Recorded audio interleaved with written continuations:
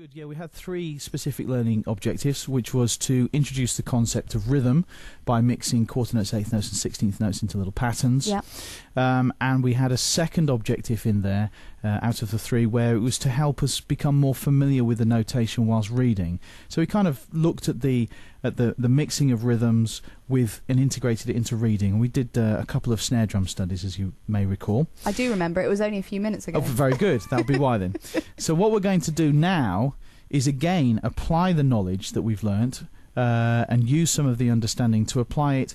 We're going to put it onto the acoustic kit this time, but we're going to play grooves with these new rhythms that we've created by mixing up the quarter notes, eighth notes and 16th notes. Okay, so grooves and rhythms, the difference between them, just to clarify for me? Again, it was the grooves and fills. It's the same question, isn't it? What we're doing here is we're using these new rhythms to create fills. Yeah. So as we did in lesson 3, where we introduced fills, the fills that we used there, we just used a bar of quarter notes and then a bar of eighth notes and then a bar of 16th notes. Yeah. What we're going to do here is play a bar of groove, then play a bar of a mixture of notes, quarters, eighths, sixteenths, over the 2 exercises, to develop the ability to play those different rhythms. And making it more exciting. It becomes progressively more interesting and more exciting. Yeah, absolutely. So what I'd like to do is dive into exercise 3 just after a very brief explanation. All right. Okay. Start with that explanation. I'll start with that explanation. So what we're going to do here, just turning, as always, to the trusty computer, we have a bar of time. Yep. So we play a bar of groove. You can put any groove you like in there, but the groove I've written is the simple one that you remember from lesson 1. Yeah, way back. Way back. And then in the second bar, you'll see here that we have 2 quarter notes followed by 4 eighth notes. Yes. So the rhythm here we've got here is 1, 2, 3 and 4 and. So what we're doing here is we're taking the rhythm actually from the first bar of our first study in part 1, and we're now appropriating those notes around the kit. So that rhythm around the kit will sound like this. So it's going to go like this. So 1, 2, 3 and 4 and. Make sense? It does make sense. So I'll just play the first bar as groove, yeah, and then I'll play that fill. Okay. Okay, and then we'll start to move through the rest of the exercise. Right. We're going to go 1, 2, 3, 4. 1, 2, 3 and 4 and. Once more. Once more. Once more. Can't get away with anything here. Here we go. 1, 2, 3, 4. 1, 2, 3 and 4 and. I quite like that. It's quite a nice simple one to start with. Well, absolutely. I mean, most of these examples are relatively simple, but because we're mixing them up, you have to be able to read them, and then you have to be able to feel the pattern of eighth notes going into 16th notes, coming out of quarter notes, and all variations on. So we're building up quite a broad vocabulary. And building up a skills base as well, because it's very easy to sort of learn something by rote almost, you know.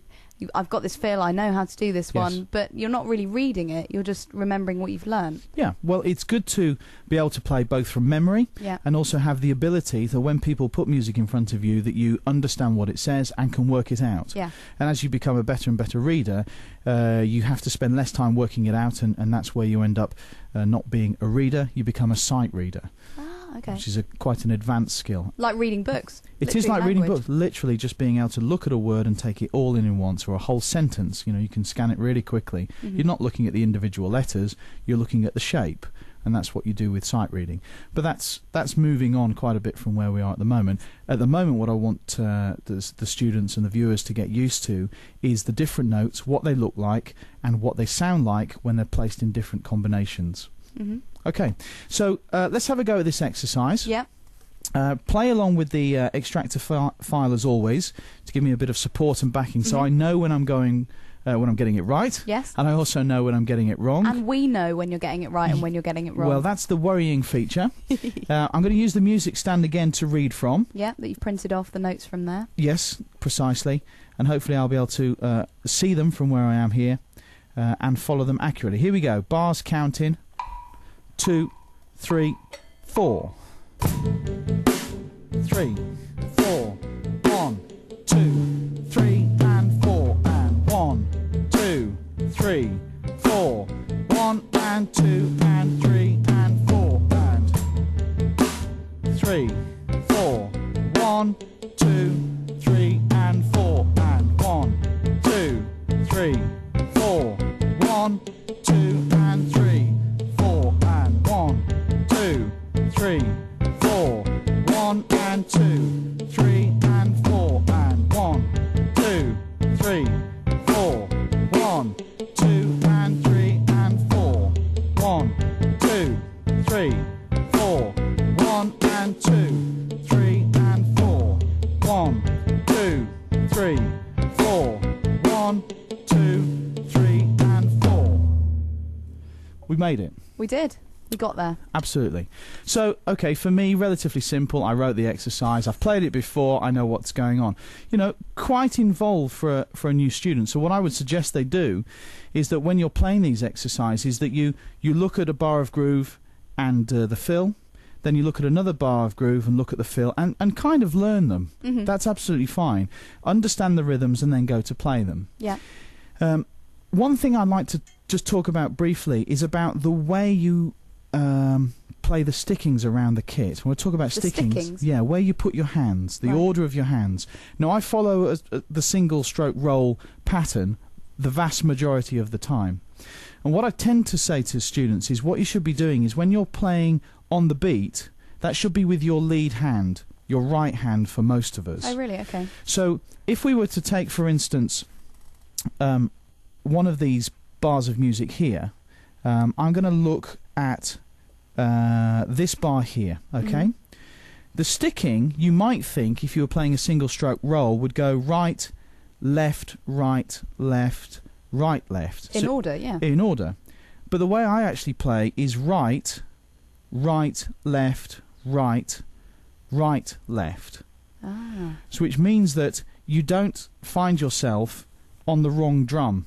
Mm-hmm. When you're moving around the kit. So I'll just briefly demonstrate that around the kit here. So the rhythm we've got is 1, 2 and 3, 4 and. Yeah. So to make sure that you move smoothly, 1, 2 and 3, 4 and. Does that make sense to you? It does, but I mean obviously if you hit it with the wrong stick, yeah, you're not doing it wrong, you're just making it hard for yourself. You may be making it hard for yourself. Absolutely right. Okay. So it's always good to start the beat. I feel it's always good to start the beat on the right hand, on the lead hand. Okay? A handy tip there from Brian Greene. There you go. Exercise 4. Yes. Come on. Exercise 4 becomes all the more important when you get into 16th notes. You've got less time to think. So let's do exercise 4. Yeah. All we're doing here is exactly the same thing again. So we'll rattle through it to some extent. If you've got the lesson notes at home, you'll be able to take much more time over it. We're going to go through by loading up the extractor file as normal. Let's put the correct one in.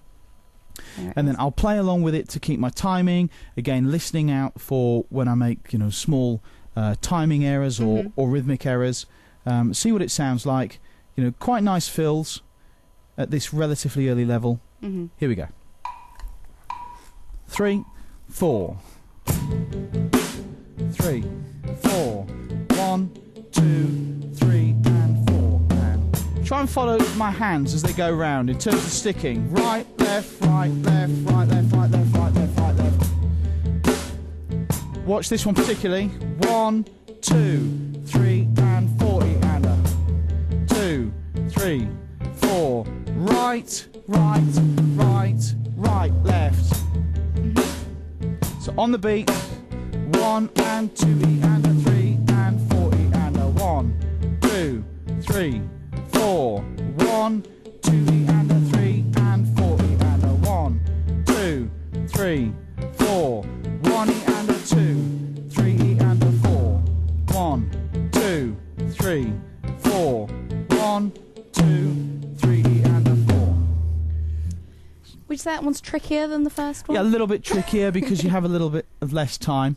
I used a different hand on the last bar because I had plenty of time and I went right, left. Doesn't matter if you've got the time, but it may trip you up if you're playing really quickly. Mm-hmm. Just one last tip there. When you're playing, don't wait for the next note before you move to the drum.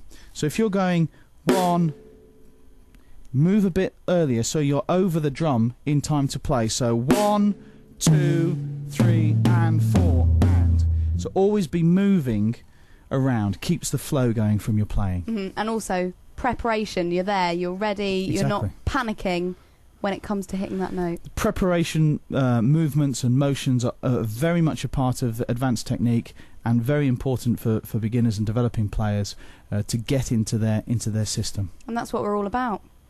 It's time for the play out. Oh no. It is. The music's coming. I'll try my best. I hear it. There it is. There we go. I want to know how you're going to fit this in there. I'll do a few of them. I look forward to it. Thank you. Guys, that is the end of episode 4. Join us again for episode 5. And keep listening to find out how you can get hold of your Gigajam course notes.